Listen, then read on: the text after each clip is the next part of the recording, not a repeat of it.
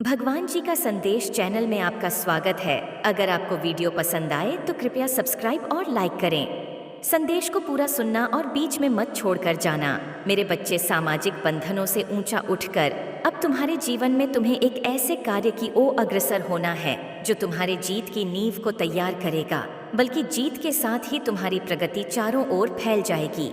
यह प्रगति न केवल आर्थिक होगी, बल्कि पूरी तरह से यह धर्मयुक्त, सांसारिक, सामाजिक, राजनैतिक, पारिवारिक और मानसिक, शारीरिक भी होगी। मेरे प्रिय बच्चे, अब यह जो जीत है, यह उस पुष्टि को सिद्ध करने का कार्य करेगा जो अब तक तुम करते आए हो। जो मनुष्य धर्म के मार्ग का चयन करता है, उसकी राह में विपत्तियां आती ही हैं।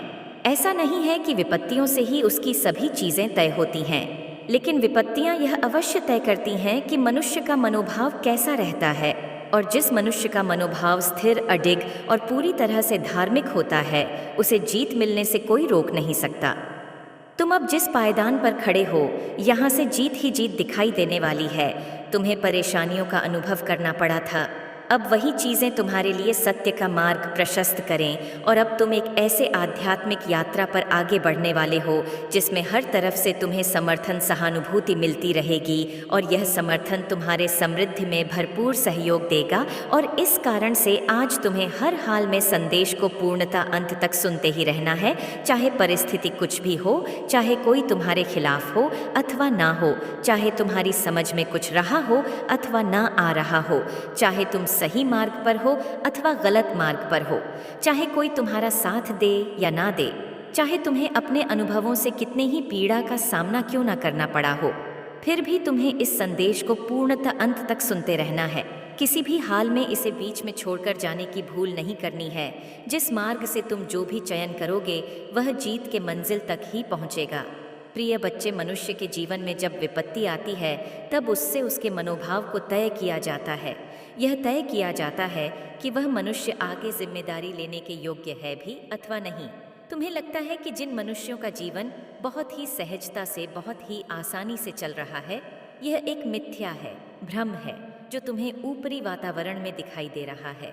एक माया है, एक ऐसा जाल जो देखने में बड़ा ही मनमोहक प्रतीत होता है, किंतु जिसके भीतर जो छुपा होता है वह तुम सोच भी नहीं सकते।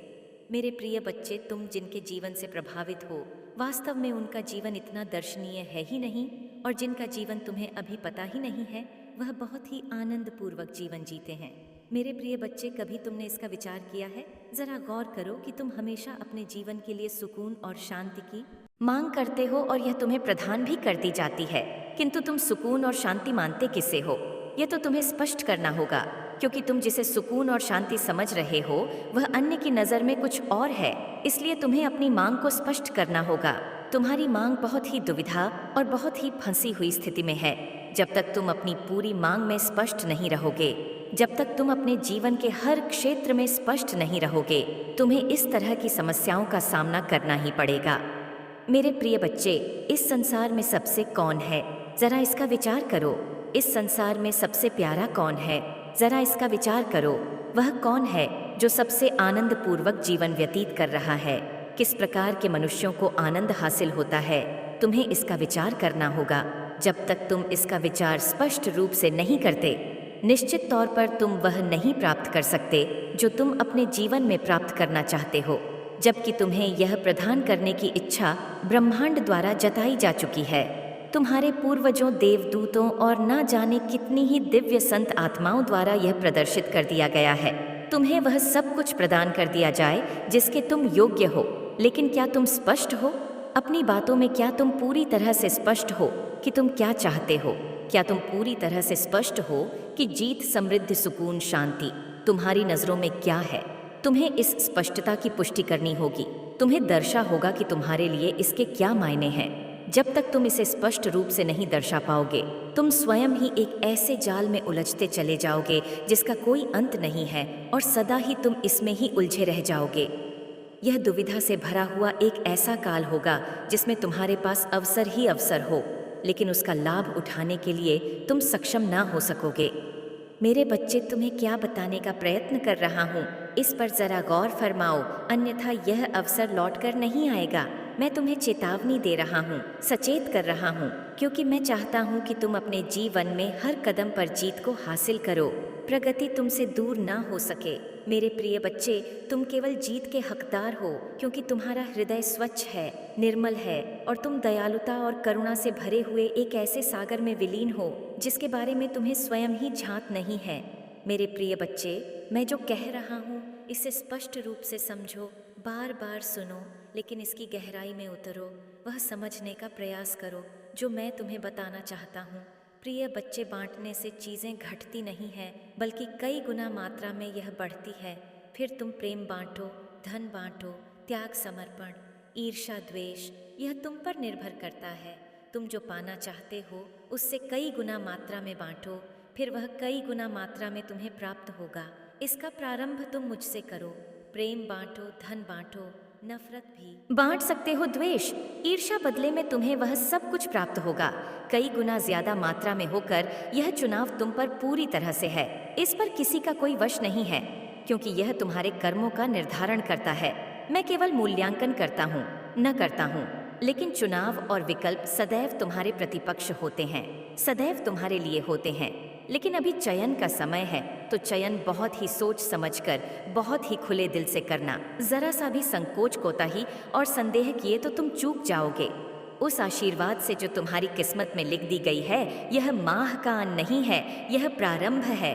तुम्हारे जीवन में प्रगति की यह प्रारंभ है, तुम्हारे उस जगह पर पहुंच जाने की जहां पहुंच जाने के लिए तुम बनाए गए हो। प्रिय बच्चे, गौर फरमाओ कि वह कौन है जो सबसे सुखी है, जो आनंद में है। क्या तुमने विचार किया? चलो मैं तुम्हें बताता हूँ। सर्वप्रथम वही मनुष्य आनंद में हो सकता है जो जीवन के हर पल में, हर चुनौती पर, समस्या, सुख, दुविधा, दुख में एक समान रह हो। वो जिसे इस बात से फर्क नहीं पड़ता कि आगे उसके लिए भविष्य के पिटारे में क्या लिखा गया है। तुम्हारा यह जीवन है, तब तक ही तुम्हारे कर्मों का आकलन है, तब तक ही तुम्हारा लेखा जोखा है, तब तक ही तुम हो, तब तक ही तुम्हारा यह वजूद है। उसके पार तुम नहीं हो जाते। तुम वह परम तत्व हो जाते हो जिससे ही सब कुछ उत्पन्न हुआ है। तुम और मैं एक हो जाते हैं।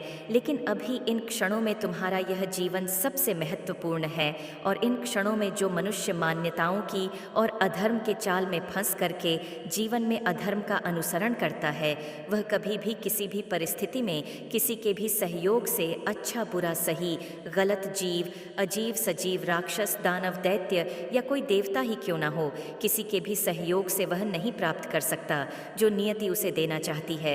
मेरे प्रिय, या किसी पंथ का कार्य निकृष्ट, छोटे, तुच्छ कृत्यों से लदा हुआ नहीं है। धर्म बहुत ही महान व्याख्या है। मनुष्य जीवन की सर्वश्रेष्ठ चीज धर्म है। तुम्हारा अपना जीवन को समझना धर्म है। तुम्हें सही गलत के फेर में ना पड़कर, अच्छे बुरे के फेर में ना पड़कर, तत्कालीन परिस्थितियों में जो सबसे उचित हो, जो सबसे सटीक हो, जो सबसे उत्कृष्ट हो, उसका चयन करना। मैं हर उत्कृष्टता में मौजूद हूँ। मैंने सदा से यही कहा है कि जहाँ भी तुम्हें उत्कृष्टता दिखाई दे, वहाँ समझ लेना मैं हूँ, तो मुझे कोई भी नाम दे सकते हो। मैं तुम्हारे नामों का भूखा नहीं हूँ। मैं तुम्हारे नामों से चयनित नहीं होता। मैं तो प्रेम हूँ, शुद्ध, निर्मल, सात्विक, स्वच्छंद, मुक्त। वह प्रेम जिसे तुमने महसूस किया है, वह प्रेम जिसे तुम महसूस करते आए हो, मैं वही हूँ। तुम मुझे पहचानते हो, तुम मुझे जानते हो। तुम्हारा मुझसे मिलन हो चुका है, लेकिन तुम मुझे स्वीकार नहीं कर पाए हो। मेरे प्रिय, अब समय आ चला है कि तुम मुझे स्वीकार भी कर लो। अब समय आ चला है जब तुम किसी भी तरह की बातों में ना आकर यह ना देखो कि क्या सही है और क्या गलत है, क्या अच्छा है, क्या बुरा है। अब तो समय आ गया है यह जांचने का, यह देखने का, यह अंकित करने का कि तुम्हारे लिए सबसे उपयुक्त क्या है। मेरे प्रिय बच्चे, तुम जो पाना चाहते हो उसे जल्द पाने की योजना बनाओ। मैं नहीं कहता कि तुम उस पर अमल करो और उसके लिए कार्य करना प्रारंभ कर दो। नहीं मेरे प्रिय बच्चे, सर्वप्रथम तुम्हें उसकी सबसे सटीक योजना ढूंढनी है। तुम बस शुरुआत करो, तुम्हारे कदम में अपने कदमों से मिलाकर आगे ले जाऊंगा। तुम यदि धीरे चलोगे तो मैं तुम्हें दौड़ा आऊंगा। तुम दौड़ो ग तो मैं तुम्हें उड़ाऊं और मैं तुम्हें वहां पहुंचा दूंगा जहां तुम सोच भी नहीं सकते। लेकिन तुम्हें प्रयास करना है, प्रारंभ करना है। अपनी गति को धीमा नहीं होने देना है। मेरे प्रिय बच्चे, बहुत ही शांति के साथ बैठकर ध्यान लगाकर सोचो। वह क्या है जो करने में तुम्हें आनंद आता है, जिसके लिए तुम कुछ भी नहीं सोचोगे, जो करने से पहले तुम्हारे मन में कोई और विचार नहीं आएगा, जो करने के लिए तुम सदैव तत्पर हो। वही कार्य तुम्हारा उद्देश्य है, वही कार्य तुम्हारे लक्ष्य तक तुम्हें लेकर जाएगा, वही साधन है। मेरे प्रिय, जब तुम एक बार अपने साधन का सही चयन कर लोगे, तब तुम अपनी मंजिल पर पहुंच जाओगे। मैं नहीं कहता कि तुम जहां जाना चाहते हो वहां अभी इस मार्ग पर हो उससे नहीं जा सकते, लेकिन किसी मोटर कार के द्वारा पहुंचना और किसी बैलगाड़ी के द्वारा कहीं पहुंचना, इसमें अंतर होता है। मेरे प्रिय, जैसे मोबाइल फ़ोन जिसके द्वारा मनुष्य बहुत सी चीज़ों में उलझा है, सोशल मीडिया में उलझा है, मनुष्य बहुत तरह के साधनों संसाधनों में उलझा हुआ है, लेकिन एक चीज़ जिसमें उसको उलझना चाहिए वह उसमें नहीं जा पा रहा। वह है उसका स्वयं का जीवन। वह अपने भीतर नहीं उतर पा रहा, और चूंकि जब वह अपने भीतर नहीं उतर पा रहा है तो वह नहीं देख पा रहा है जो उसे देखना चाहिए, जो उसे समझना चाहिए। क्योंकि मनुष्य के जीवन में यंत्र सदा से ही आते रहे हैं। यंत्रों का मनुष्यों ने बहुत ही सावधानी से सृजनात्मक विकास किया है, लेकिन यंत्र कभी भी मनुष्यता को तय नहीं करते। यंत्र कभी भी जीवन को तय नहीं करते। यंत्र तो केवल साधन है, और साधनों से जीवन नहीं जिया जाता। साधन सुविधा पूर्ण बनाने के लिए होते हैं। अपने चित्त, बुद्धि और मन को नियंत्रित करके चलने वाला मनुष्य ही प्रगति को प्राप्त कर सकता है, और तुम वह मनुष्य हो जिसके अंदर वह क्षमता है। मेरे प्रिय बच्चे, अब जब तुम अपनी आध्यात्मिक यात्रा में इतना आगे आ गए हो तो मैं चाहता हूँ कि तुम जीत को हासिल करो। तो मैं चाहता हूँ कि तुम्हें वह सब प्राप्त हो जाए जो तुम प्राप्त करना चाहते हो, और इसमें देरी नहीं लगेगी। अब वह दिव्य समय आ गया है जब तुम्हारी जीत को सुस्पष्ट शब्दों में ब्रह्मांड द्वारा तुम्हें स्पष्ट किया जाएगा, तुम्हें दर्शाया जाएगा, और तुम इसके साक्षी बनोगे। मैंने तुमसे कहा था तुम अपना जीवन दृष्टा की भांति जियो, लेकिन तुम उसमें सफल ना हो सके। लेकिन तुम्हारी इच्छा है दृष्टा की भांति जीवन जीने की, यह मेरी समझ में आ रहा है, इसलिए मैं तुम्हारा समर्थन अवश्य करूंगा। लोग तुम्हारे खिलाफ इसी कूटनीति का प्रयोग करके तुम्हारे खिलाफ षड्यंत्र रचते हैं, जिसके फेर में तुम कई बार आ जाते हो, लेकिन मैं तुम्हारा कभी नुकसान नहीं होने दूंगा। इससे मैं सदैव तुम्हें इससे बचाऊंग, भले ही कोई कितने ही षड्यंत्र क्यों ना रच ले, लेकिन मैं उन्हें सफल नहीं होने दूंगा, क्योंकि तुम साफ दिल के मनुष्य हो। तुम्हारा हृदय स्वच्छ है, और निर्मल स्वच्छ हृदय वाले मनुष्य को मैं भला कैसे हारने दूंगा। प्रिय बच्चे, तुम कभी भी डरना नहीं, बल्कि निडर होकर अपना जीवन जियो। आगे भविष्य में क्या होगा यह मत सोचो। जिस मनुष्य का चेहरा सबसे सुंदर होता है वह सदैव निडर होगा, यह बात मत भूलना। निडर मनुष्य सबसे खूबसूरत होता है। प्रिय बच्चे, अब एक चक्र पूरा हो रहा है और नए अध्याय का प्रारंभ हो रहा है। इस अध्याय में नए आयामों के द्वार खुलेंगे, समृद्धि के द्वार खुलेंगे, सहानुभूति के द्वार खुलेंगे, और देवताओं द्वारा तुम्हारा स्वागत किया जाएगा, क्योंकि तुम्हारे कर्म श्रेष्ठ रहे हैं।